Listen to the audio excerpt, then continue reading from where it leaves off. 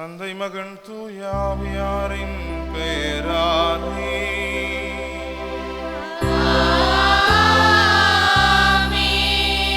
ஆண்டவராகிய இயேசு கிறிஸ்துவின் அருளும் கடவுளின் அன்பும் தூயாவியாரின் நட்புறவும் உங்கள் அனைவரோடும் இருப்பதாக.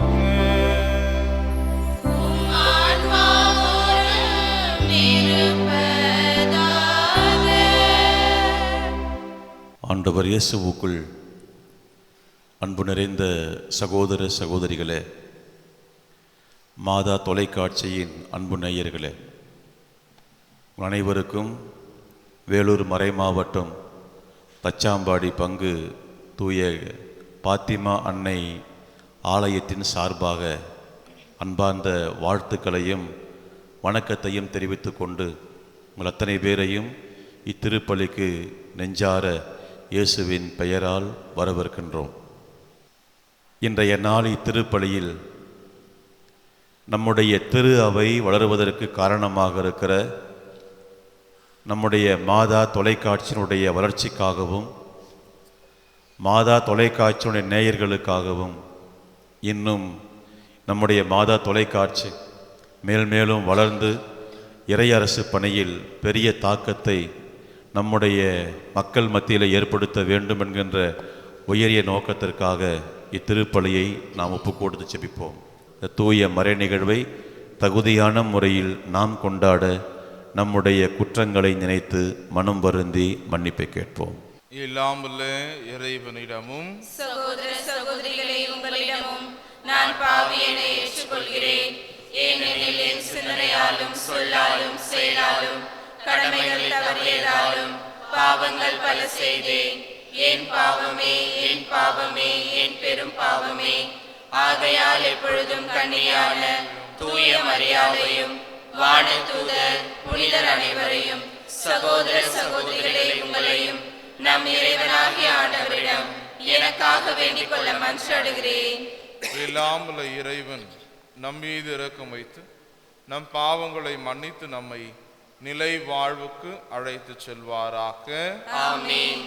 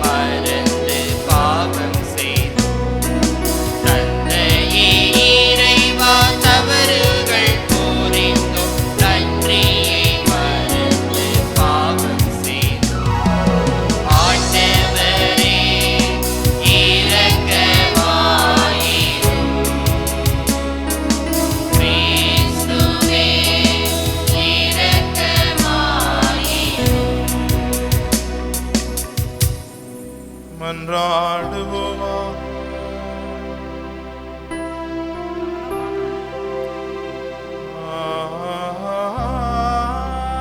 ஆண்டவரே,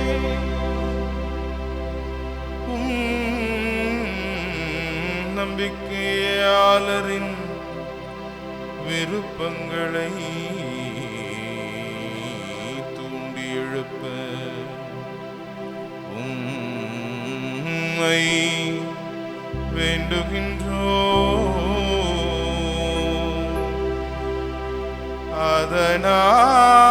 அதனால் அவர்கள் புனித செயலின் பயனை மிகுந்த ஆர்வத்துடன் நாடி உமது பரிவிரக்கத்தின் பேருதவிகளை பெற்றுக்கொள்ள செய்வீராக. உம்மோடு தூய ஆவியாரின் ஒன்றிப்பில் இறைவனாய் என்றென்றும் வாழ்ந்து ஆட்சி செய்கின்றவரும் எங்கள் ஆண்டவரும் உம் திருக்குமாரனுமாகிய கிறிஸ்து வழியாக உம்மை மன்றாடுகின்றோம்.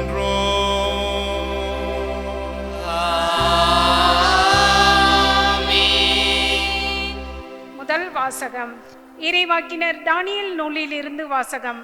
அந்நாள்களில் முன்னரே கூடி பேசிக்கொண்டபடி அந்த மனிதர்கள் உள்ளே நுழைந்து தானியேல் தம் கடவுளிடம் வேண்டுவதையும் மன்றாடுவதையும் கண்டார்கள். உடனே அவர்கள் அரசனை அணுகி அவனது தடை உத்தரவை பற்றி குறிப்பிட்டு, அரசரே, 30 நாள் வரையில் அரசராகிய உம்மிடமன்றி வேறு எந்த தெய்வத்திடமோ மனிதனிடமோ யாதொரு விண்ணப்பமும் செய்கின்ற எந்த மனிதனும் சிங்க குகையில் தள்ளப்படுவான் என்ற தடை உத்தரவில் கையொப்பமிட்டுள்ளீர் அல்லவா என்றார்கள். அதற்கு அரசன், ஆம், மேதியர் பாரசீகரின் சட்டங்கள் மாறாதிருப்பது போல் இதுவும் மாறாததே என்றான்.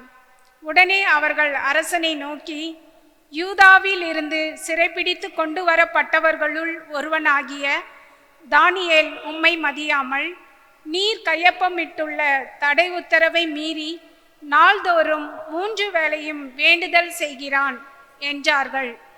ஆனால் அரசன் இந்த சொற்களை கேட்டு மிகவும் மனம் வருந்தினான். தானியேலை காப்பாற்ற தனக்குள் உறுதி பூண்டவனாய் அன்று கதிரவன் மறையும் வரையில் அவரை காப்பாற்ற வழி தேடினான். ஆனால் அந்த மனிதர்கள் முன்னரே கூடி பேசிக்கொண்டபடி அரசனிடம் வந்து அவனை நோக்கி, அரசரே, மேதியர் பாரசீகரின் சட்டப்படி அரசன் விடுத்த தடை உத்தரவோ சட்டமோ மாற்றத்திற்கு அப்பாற்பட்டது என்பதை தெரிந்து கொள்ளும் என்றனர். ஆகவே அரசனுடைய கட்டளைப்படி தானியேல் கொண்டு வரப்பட்டு சிங்க குகையில் தள்ளப்பட்டார். அப்பொழுது அரசன் தானியேலை நோக்கி, நீ இடைவிடாமல் வழிபடும் உன் கடவுள் உன்னை விடுவிப்பாராக என்றான். அவர்கள் ஒரு பெரிய கல்லை புரட்டி கொண்டு வந்து குகையின் வாயிலை அடைத்தார்கள். தானியேலுக்கு செய்யப்பட்டதில் யாதொன்றும் மாற்றப்படாதிருக்கும்படி அரசன் தன் மோதிரத்தாலும் தம் உயர்குடி மக்களின் மோதிரங்களாலும் அதற்கு முத்திரையிட்டான். பின்னர் அரசன் அரண்மனைக்கு திரும்பிச் சென்று அன்றிரவு முழுவதும் உணவு கொள்ளவில்லை. வேறு எந்த களியாட்டத்திலும் ஈடுபடவில்லை. உறக்கமும் அவனை விட்டு அகன்றது. பொழுது புலர்ந்தவுடன் அவன் எழுந்து சிங்க குகைக்கு விரைந்து சென்றான். தானியேல் இருந்த குகை அருகில் வந்தவுடன் துயரக் குரலில் அவன் தானியேலை நோக்கி, தானியேல், என்றுமுள்ள கடவுளின் ஊழியனே, நீ இடைவிடாமல் வழிபடும் உன் கடவுளால் உன்னை சிங்கங்களினின்று விடுவிக்க முடிந்ததா என்று உரக்க கேட்டான். அதற்கு தானியேல் அரசனிடம், அரசரே, நீர் நீடூழி வாழ்க. என் கடவுள் தம் தூதரை அனுப்பி சிங்கங்களின் வாய்களை கட்டி போட்டார். அவை எனக்கு தீங்கு எதுவும் செய்யவில்லை. ஏனெனில் அவர் திருமுன் நான் மாசற்றவன். மேலும் அரசரே, முன்னிலையிலும் நான் குற்றமற்றவனே என்று மறுமொழி கொடுத்தார். எனவே அரசன் மிகவும் மனம் மகிழ்ந்து உடனே தானியேலை குகையிலிருந்து விடுவிக்குமாறு கட்டளையிட்டான். அவ்வாறே தானியேலை குகையிலிருந்து வெளியே தூக்கினார்கள். அவருக்கு யாதொரு தீங்கும் நேரிடவில்லை. ஏனெனில் அவர் தம் கடவுளை உறுதியாக நம்பினார். பிறகு அரசனது கட்டளைக்கிணங்க தானியேலை குற்றம் சாட்டியவர்கள் இழுத்து கொண்டு வரப்பட்டனர். அவர்களும் அவர்களுடைய மனைவி மக்களும் சிங்க குகையினுள் தள்ளப்பட்டார்கள். அவர்கள் குகையின் அடித்தளத்தை அடையும் முன்னே சிங்கங்கள் அவர்களை கவ்வி பிடித்து அவர்களுடைய எலும்புகளை எல்லாம் நொறுக்கிவிட்டன. அப்பொழுது தாரியு அரசன் நாடெங்கும் வாழ்ந்து வந்த எல்லா இனத்தவருக்கும் நாட்டினருக்கும் மொழியினருக்கும் ஒரு அறிக்கை விடுத்தான். உங்களுக்கு மிகுந்த சமாதானம் உண்டாவதாக. என் ஆட்சிக்குட்பட்ட நாடு முழுவதும் உள்ள மக்கள் தானியேலின் கடவுளுக்கு அஞ்சி நடுங்க வேண்டும். இதுதான் என் ஆணை. ஏனெனில் அவரே வாழும் கடவுள், அவர் என்றென்றும் நிலைத்திருக்கின்றார். அவரது ஆட்சி என்றும் அழிவற்றது, அவரது அரசுரிமைக்கு முடிவே இராது. தானியேலை சிங்கங்களின் பிடியினின்று காப்பாற்றியவர் அவரே. அவரே மீட்பவர், விடுதலை அளிப்பவரும் அவரே. விண்ணிலும் மண்ணிலும் அரிய செயல்களையும் விந்தைகளையும் ஆற்றுபவர் அவரே. ஆண்டவரின் அருள்வாக்கு. இறைவனுக்கு நன்றி. என்றென்றும் அவரை புகழ்ந்து பாடி ஏற்றி போற்றுங்கள். என்றென்றும் அவரை புகழ்ந்து பாடி ஏற்றி போற்றுங்கள்.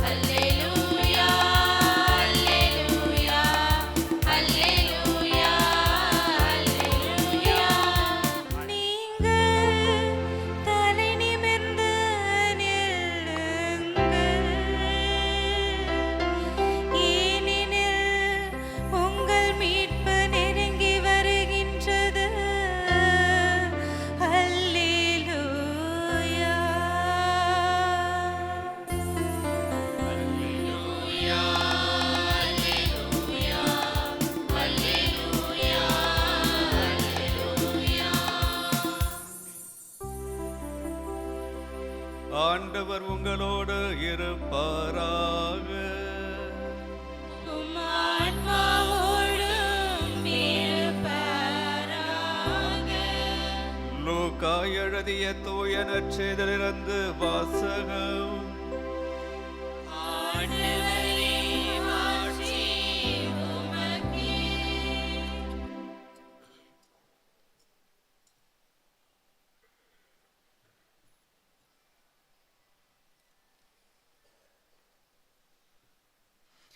அக்காலத்தில் இயேசு தாம் சீடர்களை நோக்கி கூறியது, எருசலேமை படைகள் சூழ்ந்திருப்பதை நீங்கள் காணும்போது அதன் அழிவு நெருங்கி வந்துவிட்டது என அறிந்து கொள்ளுங்கள். அப்போது யூதேயாவில் உள்ளவர்கள் மலைகளுக்கு தப்பி ஓடட்டும், நகரத்தின் நடுவில் உள்ளவர்கள் வெளியேறட்டும், நாட்டுப்புறங்களில் இருப்பவர்கள் நகரத்துக்குள்ளே வர வேண்டாம், ஏனெனில் அவை பழிவாங்கும் நாள்கள். அப்போது மறைநூலில் எழுதியுள்ள யாவும் நிறைவேறும். அந்நாள்களில் கருவுற்றிருப்போர், பால் ஓட்டுவோர் ஆகியோரின் நிலைமை அந்தோ பரிதாபம். ஏனெனில் மண்ணுலகின் மீது பேரிடரும் அம்மக்கள் மீது கடவுளின் சினமும் வரும். அவர்கள் கூரான வாளால் வீழ்த்தப்படுவார்கள். எல்லா நாடுகளுக்கும் சிறைப்பிடித்து செல்லப்படுவார்கள். பிற இனத்தார் காலம் நிறைவு பெறும் வரை எருசலேம் அவர்களால் மிதிக்கப்படும். மேலும் கதிரவனிலும் நிலாவிலும் விண்மீன்களிலும் அடையாளங்கள் தென்படும். மண்ணுலகில் மக்களினங்கள் கடலின் கொந்தளிப்பின் முழக்கத்தினால் கலங்கி என்ன செய்வதென்று தெரியாது குழப்பம் அடைவார்கள். உலகிற்கு என்ன நேருமோ என எண்ணி மனிதர் அச்சத்தினால் மயக்கம் ஒருவர். ஏனெனில் வான்வெளி கோள்கள் அதிரும்.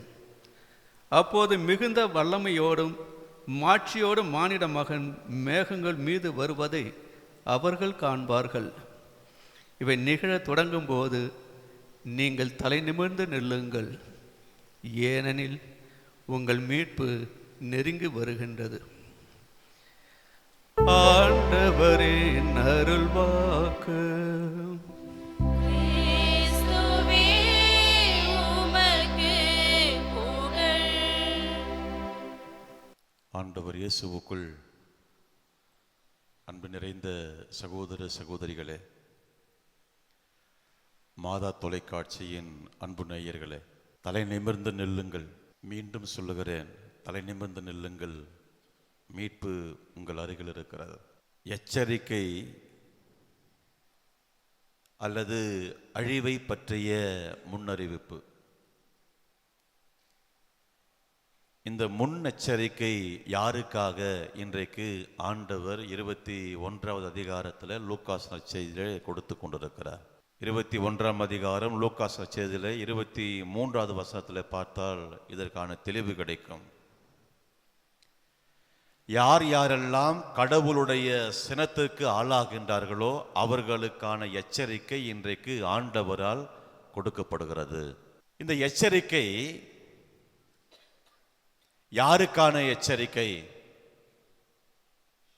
இந்த எச்சரிக்கையின் வாயிலாக நம்மை இன்றைக்கு சற்று புடமிட்டு நான் எப்படிப்பட்ட ஒரு மனிதனாக மனுஷியாக வாழ்ந்து கொண்டிருக்கிறேன் என்கிற வினாக்களுக்கு விடை காணுகிற ஒரு மறையுரையாக கூட இதை நாம் எடுத்துக்கொள்ளலாம். இந்த எச்சரிக்கை கடவுளுடைய சினத்திற்கு யார் யாரெல்லாம் ஆளாகிறார்களோ அவர்களுக்கு இன்றைக்கு இந்த கடைசி கால எச்சரிக்கை கொடுக்கப்படுகிறது. உண்மைதான். ஆனால் இந்த கடவுளுடைய சினத்திற்கு ஆளாகிறார்கள் என்று சொல்லப்படுகிற இந்த நற்செய்தி வாசகத்தின் வாயிலாக அந்த கடவுளுடைய சினத்திற்கு ஆளாகிற மக்கள் யார் யார்? ஒரு பட்டியல் ஒன்று கொடுக்கப்படுகிறது.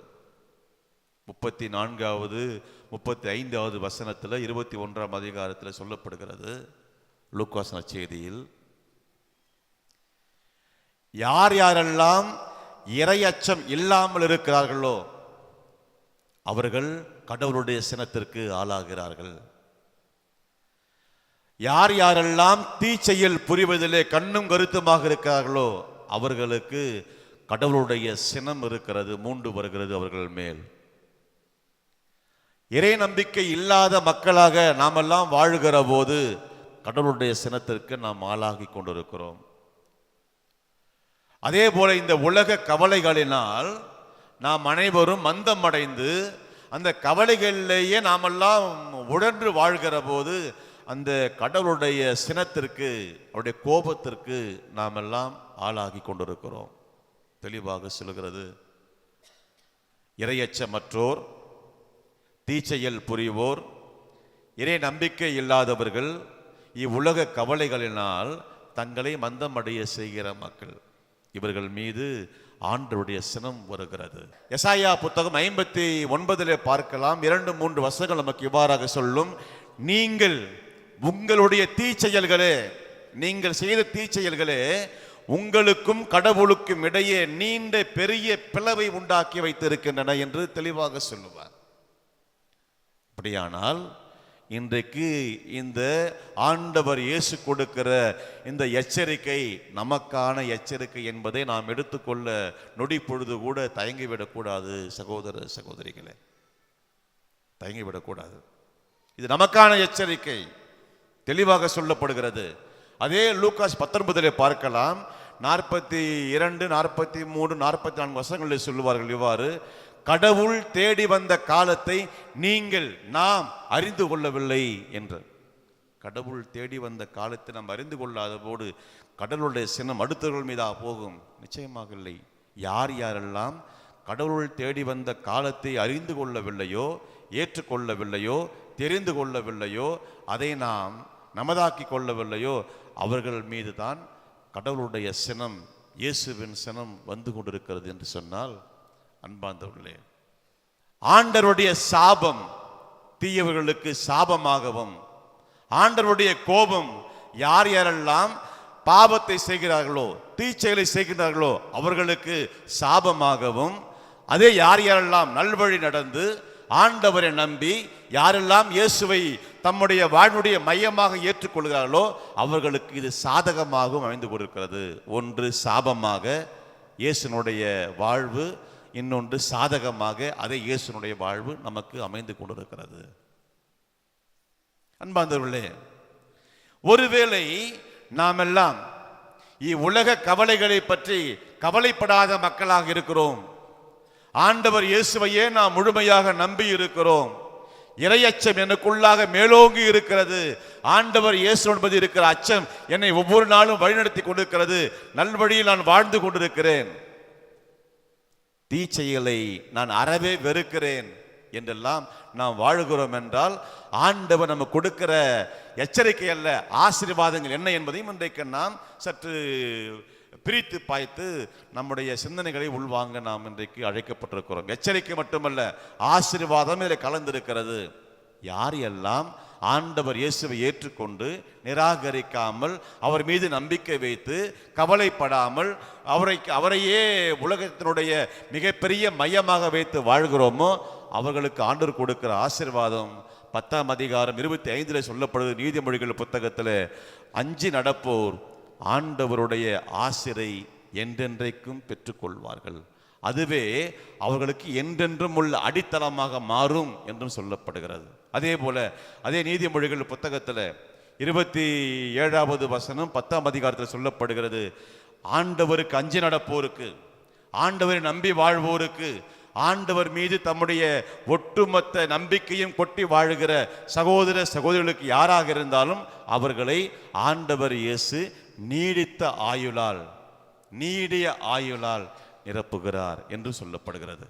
11:8வது வசனம் நீதிமொழிகள் புத்தகத்தில் சொல்லப்படுகிறது. ஆண்டவரை நம்பி வாழ்வோரை ஆண்டவர் துன்ப துயரங்களிலிருந்து விடுவிக்கிறார். அதே போல வழிமரபருக்கு தீங்கு வராமல் பாதுகாக்கிறார். சாவியின் கண்ணை நின்று அவர்களை ஆண்டவர் விடுவிக்கிறார் என்று ஏராளமான ஆசீர்வாதங்களை கொடுக்கிற இதே நற்செய்தியின் வாயிலாக யார் யாரெல்லாம் ஆண்டவரை சார்ந்து வாழுகிறார்களோ, ஆண்டவரை நம்பி வாழ்கிறார்களோ, ஆண்டவரையே தனக்கு எல்லாமும் என்று சொந்தமாக்கி வாழ்களோ அவர்களுக்குள்ளாக இப்படிப்பட்ட ஆசீர்வாதங்கள் வந்து கொட்டி கிடக்கும். ஆண்டவர் நம்முடைய வாழ்வுக்கு முன்பாக சாபத்தையும் ஆசீரையும் வைக்கிறார், சாவையும் வாழ்வையும் வைக்கிறார். எதை நாம் தெரிந்து கொள்வது என்பது நம்முடைய கரத்திலே உள்ளது. எதை நாம் தெரிந்து கொள்ள வேண்டும் என்பதும் நம்முடைய சிந்தனைகளுக்குள்ளாக உதிக்க வேண்டிய ஒன்றாக இருக்கிறது. அதே போல எதை நாம் தேர்ந்தெடுத்தால் நம்முடைய வாழ்வு வளமாகும் என்பது நமக்கு நன்றாக தெரிந்திருந்தாலும் கூட, ஒருவரை வாழ்வை தேர்ந்தெடுக்கக்கூடிய, ஆசிரை தேர்ந்தெடுக்கக்கூடிய அந்த மனப்பக்குவம் நம்மிடம் இருந்தாலும் கூட, ஏன் ஆசிரோடு கலந்த பலவிதமான பாவங்களுக்கு மத்தியிலே இன்றைக்கு நற்செய்தி சொன்னதை போல கூட்டங்கள் அன்பானவர்களே, விபத்து நடந்தால் ஓடி சென்று பார்க்கிற ஒரு கூட்டம் ஒரு பக்கம், அல்லது எங்கேயோ ஒரு நடன நிகழ்ச்சி ஓடி சென்று பார்க்கிற ஒரு கூட்டம், விளையாட்டு போட்டி ஓடி சென்று பார்க்கிற ஒரு கூட்டம், அதே போல திருமண நிகழ்ச்சி ஓடி சென்று பார்க்கிற ஒரு கூட்டம், இப்படி அநேகமான கூட்டங்கள். அது நல்லவற்றுக்கும் சென்று சேரும், அல்லது நல்லவை அல்லாத துக்க விஷயங்களுக்கும் இப்படிப்பட்ட கூட்டங்கள் சென்று சேர்கிற போது நம்முடைய வாழ்க்கையிலும் ஒரு சில கூட்டங்கள் வரும். நான் நன்றாக வாழ்கிற போது, மக்கள் என்னை மெச்சிக்கொள்கிற போது, வாழ்வினுடைய உயரத்தில் நான் வாழ்கிற போது என்னை நோக்கி மக்கள் கூட்டங்கள் வரும். ஆனால் அந்த மக்கள் கூட்டத்தை பார்த்து நான் மிதமிஞ்சி போகிறேனா? அந்த மக்கள் கூட்டத்தை பார்த்து நான் என்னை மிக உயர்வாக கருதி கொண்டு அந்தரத்திலே பறப்பது போல என் வாழ்க்கையை நான் செலுத்தி கொண்டிருக்கிறேனா என்று இல்லாமல், எதுவாக இருந்தாலும் நான் நானாக வாழ்ந்து என்னை குறித்து அடுத்தவர்கள் புகழ்கிற போது நான் என்னை பரிசோதித்து பார்க்க வேண்டும். மிகுந்த எச்சரிக்கையோடு அடுத்த கட்ட நகர்வுக்கு என்னுடைய வாழ்க்கையை நான் நகர்த்தி செல்ல வேண்டும். அதே போல என்னுடைய வாழ்க்கையை அடுத்தவர்கள் சற்று கேள்விகளுக்கு உண்டாக்குகிற போது, சலசலப்புகளுக்கு உள்ளாக்குகிற போது என்னுடைய வாழ்க்கையை இன்னும் பத்திரமாக கையாளக்கூடிய பக்குவத்தை நாமெல்லாம் அடையக்கூடிய சக்தியையும் வரத்தையும் இன்றைக்கு ஆண்டவர் இயேசு வழியாக நாம் பெற்றுக்கொள்வதற்கான பெரிய அழைப்பு இன்றைய திருவழிபாட்டு வாசகம் நமக்கு அழைத்து கொடுக்கிறது. ஆண்டவர் இயேசுடைய ஆசீர்வாதம் என்றென்றைக்கும் எனக்குள்ளாக இருக்க வேண்டும். ஆண்டவர் இயேசுடைய ஆசீர்வாதத்தை நான் ஒருபொழுதும் தட்டி கழிக்க முடியாத ஒரு மனிதனாக நான் மாற வேண்டும். யூதா சொல்வதை போல, நீர் எனக்கு ஆசி வழங்கினால் ஒழிய இந்த இடத்தை விட்டு நான் போக மாட்டேன். அதே போல ஆண்டவருடைய ஆசீர்வாதம் நமக்கு எந்நாளும் கிடைக்கிற மக்களாக, இது நமக்கு ஒரு சாபமாக அல்ல, ஒரு சாதகமாக ஆண்டவர் இயேசு நம்மோடு செயல்பட்டு கொண்டிருக்கிறார்.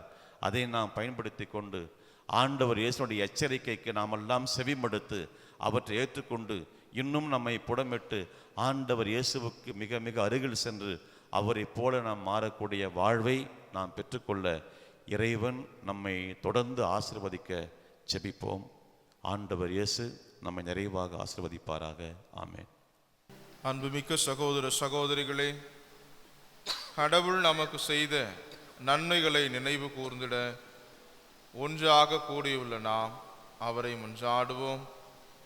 அவரது திருவுளத்திற்கு ஏற்றபடி நம் மன்றாட்டுக்கள் அமைய வேண்டுவோமாக.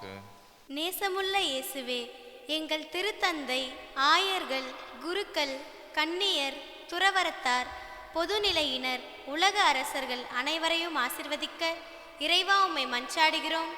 ஆண்டவரே, எங்கள் மன்றாட்டை கேட்டருளும். உலக அரசராம் எங்கள் இறைவாம், எம்வேலூர் மறை மாவட்டத்தையும் மறை மாவட்ட ஆயரையும் மறை மாவட்ட மக்களையும் ஆசிர்வதிக்க இறைவா உம்மை மன்றாடுகிறோம். ஆண்டவரே, எங்கள் மன்றாட்டை கேட்டருளும்.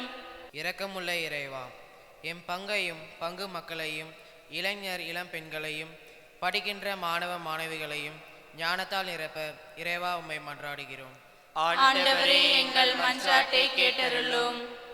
எல்லாம் வல்ல இறைவா, மாதா தொலைக்காட்சியும் மாதா தொலைக்காட்சி நேயர்களையும் அவர்களது குடும்பங்களையும் ஆசிர்வதித்து வழிநடத்த இறைவா உம்மை மன்றாடுகிறோம். ஆண்டவரே, எங்கள் மன்றாட்டை கேட்டருளும். நலமளிக்கும் இறைவா, உடல் நோயாளிகளையும் மன நோயாளிகளையும் கண்ணோக்கி அவர்களின் துயர் துடைத்து நலமளிக்க இறைவா உம்மை மன்றாடுகிறோம். ஆண்டவரே, எங்கள் மன்றாட்டை கேட்டருளும். உயிர்ப்பின் இறைவா, மரித்த அனைத்து ஆன்மாக்கள், யாரும் நினையாத ஆன்மாக்கள், உத்திரிக்கின்ற ஆன்மாக்கள் அனைவருக்கும் உயிர்த்தெழுதலை தந்து இளைப்பாறுதல் தர வேண்டும் என்று இறைவா உம்மை மன்றாடுகிறோம். ஆண்டவரே, எங்கள் மன்றாட்டை கேட்டருளும். கரங்களை குவித்து கண்களை மூடியவர்களாக நம்முடைய தனிப்பட்ட தேவைகளுக்காக, கருத்துக்களுக்காக நாம் ஜெபிப்போம். குடும்பங்களுடைய நல்வாழ்விற்காகவும், ஒற்றுமைக்காகவும், சமாதானத்திற்காகவும் நாம் இறைஞ்சுவோம். எதிர்கொள்ளவிருக்கிற திருவருகை காலங்களில் நம்மையே நாம் தகுந்த முறையில் தயாரித்து இயேசுவினுடைய பிறப்பினை எதிர்கொள்ள நம்முடைய மனங்களையும் வாழ்வையும் நாம் தயார்படுத்த தேவையான ஆற்றலையும் அருளையும் மன தைரியத்தையும் இறைஞ்சி நாம் வேண்டுவோம்.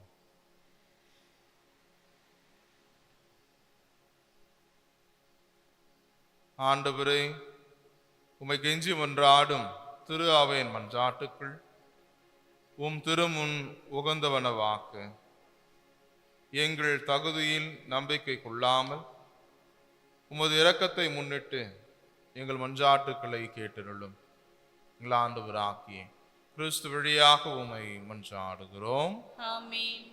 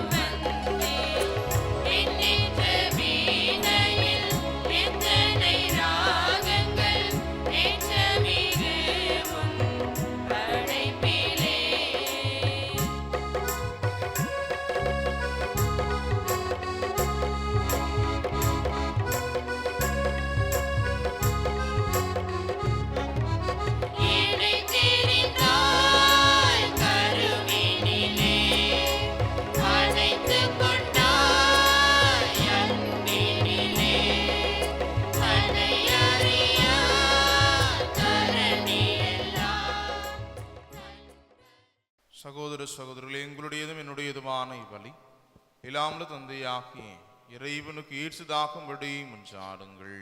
ஆண்டவர் தம் திருப்பெயரின் புகழ்ச்சிக்காகவும் ஆட்சிக்காகவும் நமது நன்மைக்காகவும் புனித திரு அவை அனைத்து நலனுக்காகவும் மது கையின்றி பலியை ஏற்றுக்கொள்வாராக.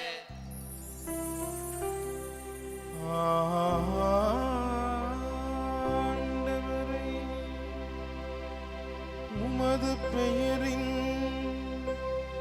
மாட்சிக்கு ஒப்பு கொடுக்குமாறு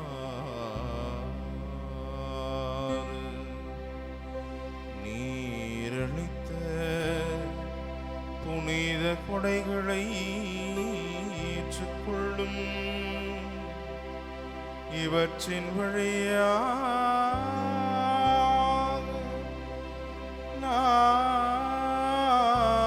நாங்கள் உமது பரிவிரக்கத்திற்கு ஏற்றவர்களாகி கட்டளைகளுக்கு என்றும் கீழ்ப்படிந்து வாழ செய்வீராக.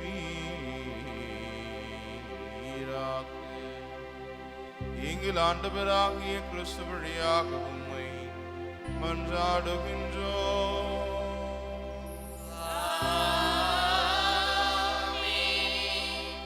ஆண்டவர் உங்களோடு இருப்பாராக.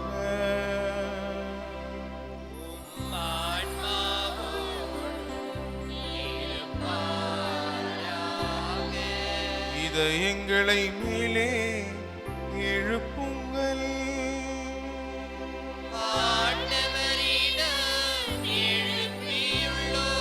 நம் இறைவனாகிய ஆண்டவருக்கே நன்றி கூறுவோம்.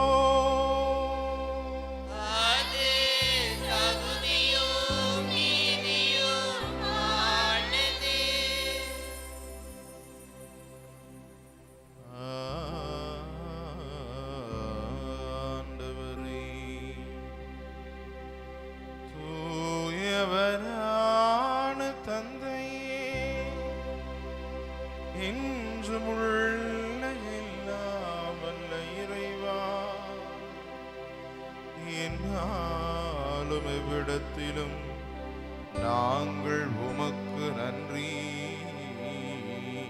செலுத்துவதே மெய்யாகவே தகுதியும் நீதியுமாகும்.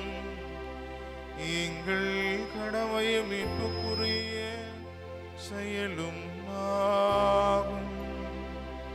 உமது நன்மை மிகுதியால் எங்கள் ஆண்டவராகிய கிறிஸ்து வழியாக நீர் மனிதராகிய எங்களை படைத்தீர்.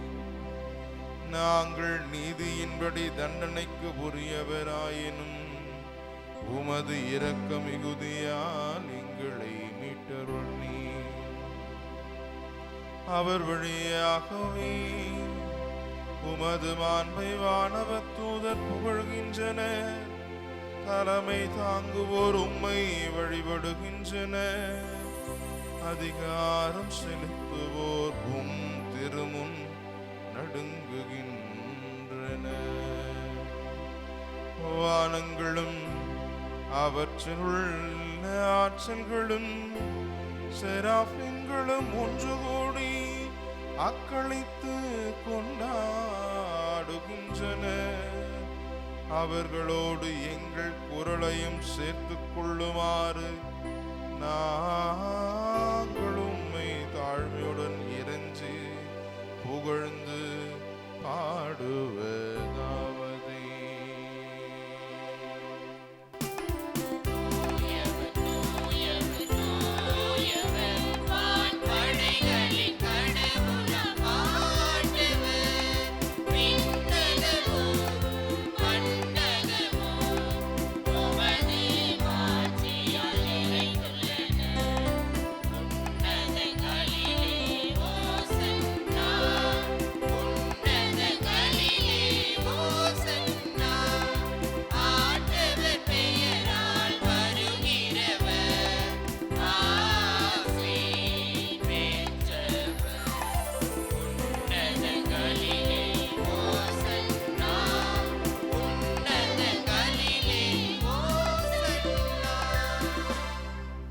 ஆண்டவரே, நீர் மெய்யாகவே தூயவர், தூய்மை அனைத்திற்கும் ஊற்று. ஆகவே உம்முடைய ஆவியை பொழிந்து இக்காணிக்கைகளை தூய்மைப்படுத்தும் வேண்டுகிறோம். இவ்வாறு எங்கள் ஆண்டவர் இயேசு கிறிஸ்துவின் உடலும் இரத்தமுமாக எங்களுக்கு இவை மாறுபனவாக. அவர் பாடுபட உளம் கணிந்தே தம்மை கையளித்த போதே அப்பத்தை எடுத்து மீண்டும் உமக்கு தம் சீடர்களுக்கு அளித்து அவர் கூறியதாவது,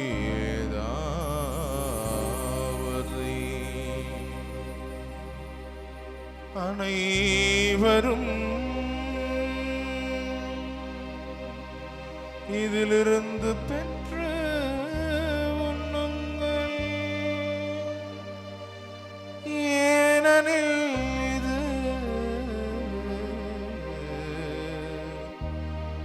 உங்களுக்காக கையளிக்க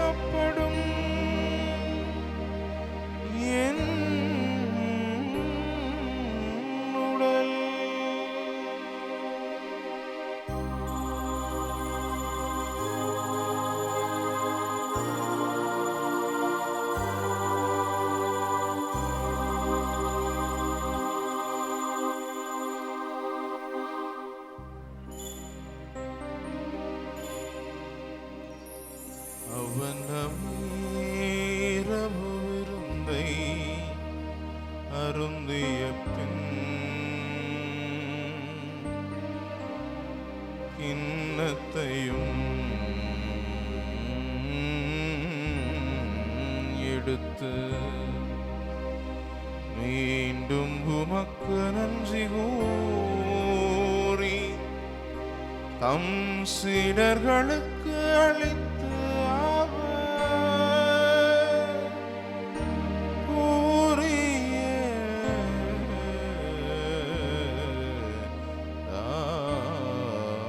கூறியதாவது, அனைவரும் இதிலிருந்து பெற்று பருகுங்கள், ஏனெனில் இது புதிய நிலையான உடன்படிக்கைக்குரிய என் இரத்தத்தின் கிண்ணம். இது பாவ மன்னிப்புக்கென்று உங்களுக்காகவும் பலருக்காகவும்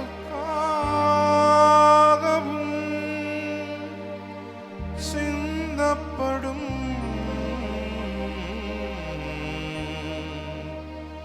இதை என் நினைவாக செய்யும்.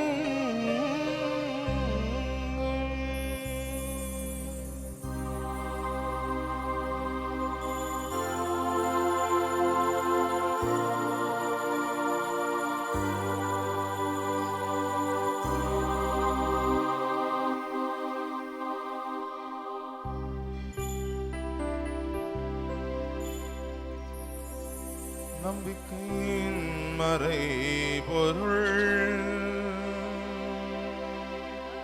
ஆண்டவரே, நீர் வருமளவும் உமது இறப்பினை அறிக்கையிடுகின்றோம், உமது உயிர்ப்பினையும்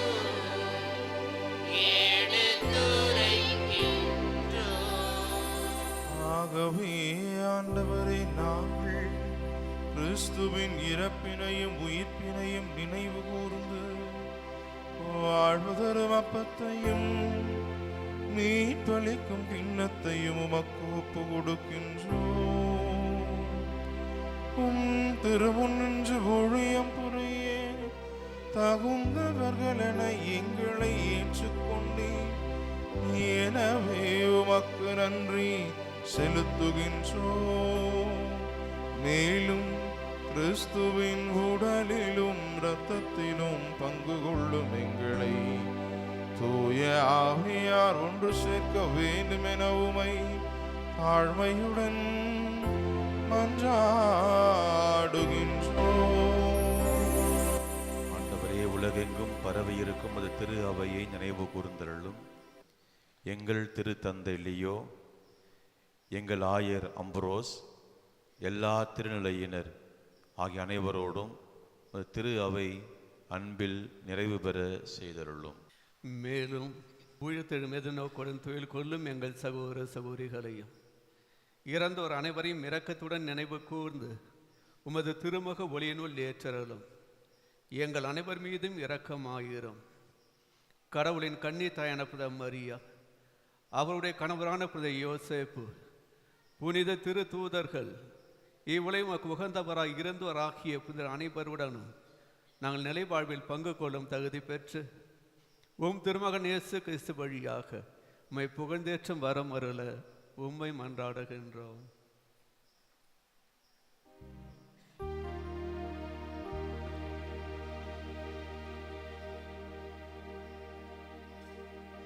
இவர் வழியாக இவரோடு இவரில் எல்லாம் வல்ல இறைவனாகிய தந்தை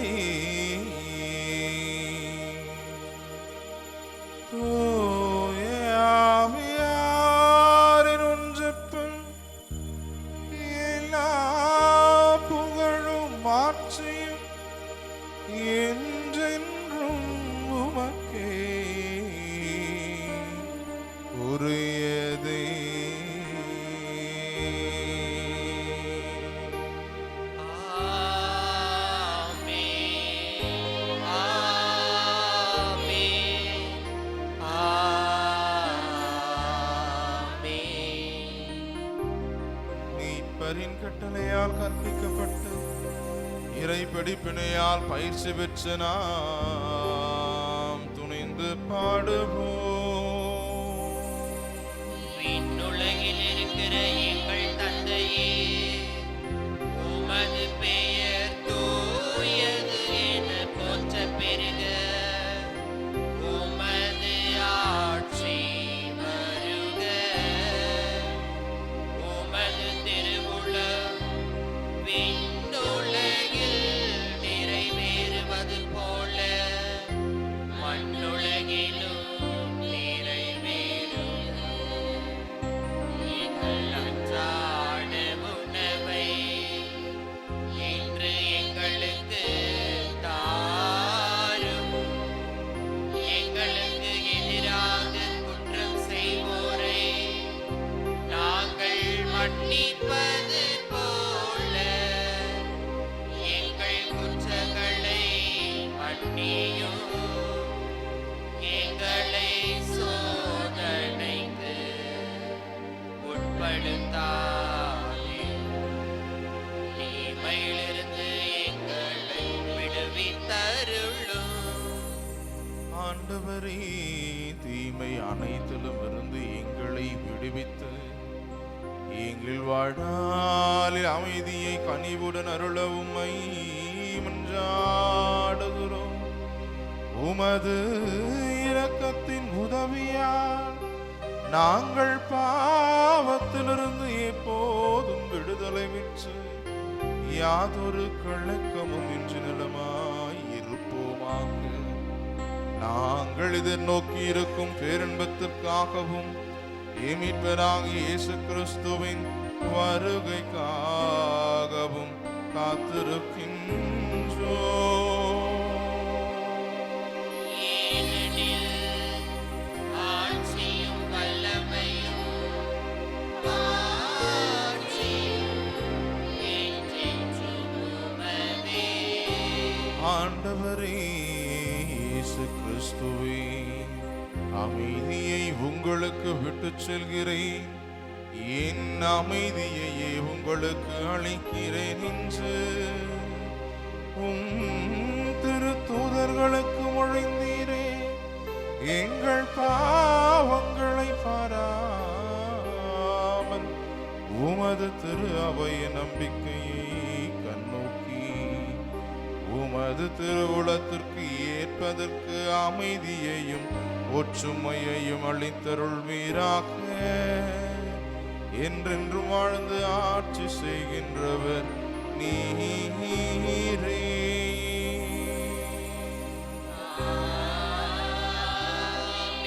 ஆண்டவருடைய அமைதி உங்களோடு என்றும் இருப்பதாக.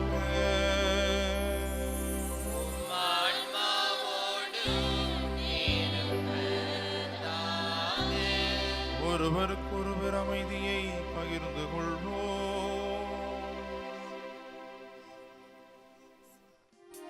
உலகின் பாவம் போக்கும் இறைவனின் செம்மறியே, எம்மேல் இரக்கம் வையும். உலகின் பாவம் போக்கும் இறைவனின் செம்மறியே, எம்மேல் இரக்கம் வையும். உலகின் பாவம் போக்கும் இறைவனின் செம்மறியே, எமக்கு அமைதி அருளும். எமக்கு அமைதி அருளும். இதோ இறைவனின் செம்மறி, இதோ உலகின் பாவங்களை போக்குபவர். செம்மறியின் விருந்துக்கு அழைக்க பெற்றோர் பேறு பெற்றோர். ஆண்டவரே, தேவர் நீர் என் உள்ளத்தில் எழுந்தருளி வர நான் தகுதியற்றவன். ஆனால் ஒரு வார்த்தை மட்டும் சொல்லியருளும், என் ஆன்மா நலமடையும்.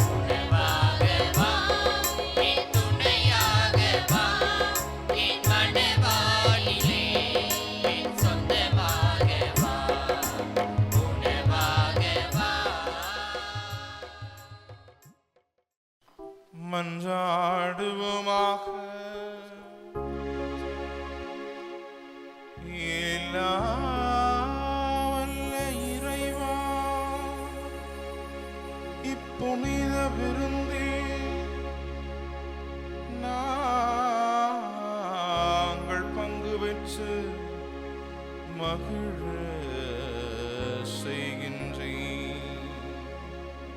அதை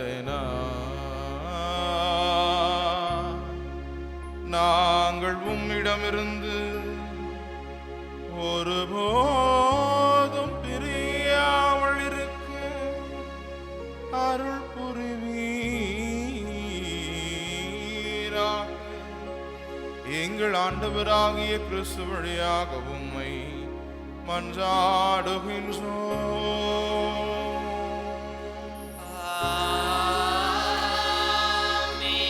ஆண்டவர் உங்களோடு இருப்பாராக.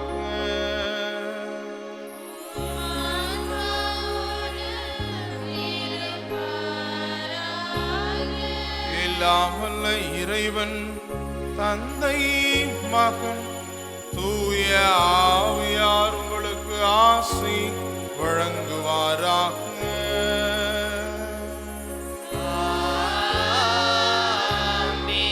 சென்று வாருங்கள், திருப்பலி நிறைவேறிற்று.